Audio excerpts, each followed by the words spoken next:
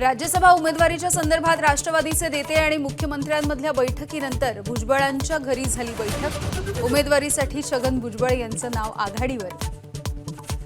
आज किंवा उद्या संध्याकाळपर्यंत नाव समजेल, सुमित्रा पवार यांच्याकडून स्पष्ट। निवडणुकांमधला घोडेबाजार रोखण्यासाठी सुप्रिया सुळे लोकसभेमध्ये खासगी विधेयक मांडणार। निवडणूक प्रक्रियेमध्ये बदल झाल्यास स्वागतच, मुख्यमंत्र्यांची प्रतिक्रिया।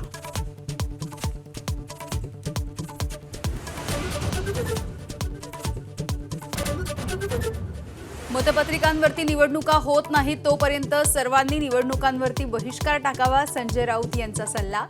राज ठाकरेंसोबत केली चर्चा, आता उद्धव ठाकरेंशीही चर्चा करणार।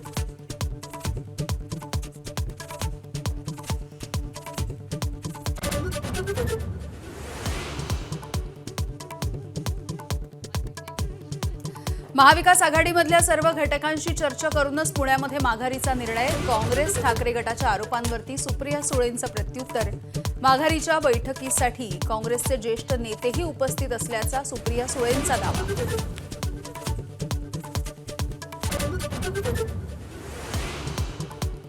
महाराष्ट्रामध्ये मान्सूनची वर्दी, मान्सून तळ कोकणामध्ये दाखल। पुढील 2 ते 3 दिवसांमध्ये राज्यातल्या इतर भागांमध्ये मान्सून दाखल होणार।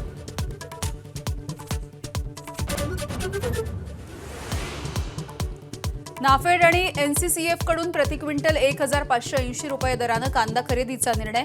सोमवारपासून बाजार समित्यांमधून खरेदी सुरू होणार। कांदा उत्पादकांना मोठा दिलासा।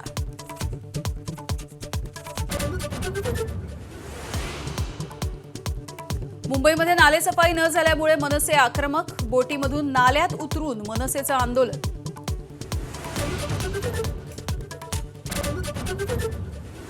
दिल्लीच्या जंतर मंतरवरती अभिजित दिपके यांच्या नेतृत्वात कॉकरोच जनता पक्षाचं आंदोलन सुरू।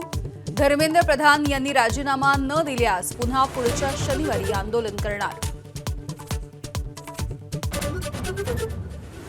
इंग्लंड, आयर्लंड आणि आशियाई स्पर्धेसाठी भारतीय संघाची घोषणा। श्रेयस अय्यरकडे संघाचं नेतृत्व, तिलक वर्मा उपकर्णधारपदी, तर तडाखेबंद सलामीवीर वैभव सूर्यवंशी याचा संघामध्ये समावेश।